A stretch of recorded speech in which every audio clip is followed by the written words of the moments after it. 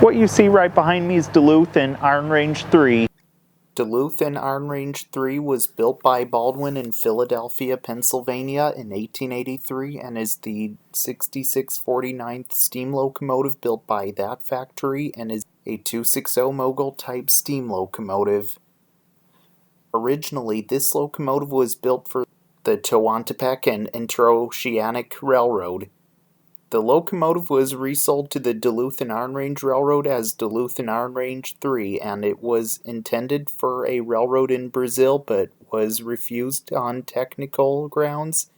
and needing a locomotive to help lay rails from Two Harbors, Minnesota, and it was shipped to Two Harbors by barge and was the only wood-burning locomotive ever operated on the railroad and was assigned to the Minnesota Iron Company in 1874, where it hauled iron ore from its Sodan mine to Two Harbors, and then as heavier locomotives joined the Duluth and Iron Range, and this locomotive became less and less useful. It was bought by the Illinois Steel in 1887, which in 1901 became part of the United States Steel Corporation. Then, in 1888, it was sold to the Duluth and Northern Minnesota and was renumbered as Duluth and Northern Minnesota 2 and would be used in hauling logs as a task. The locomotive was suited perfectly for being light enough to negotiate the often lightly built track beds of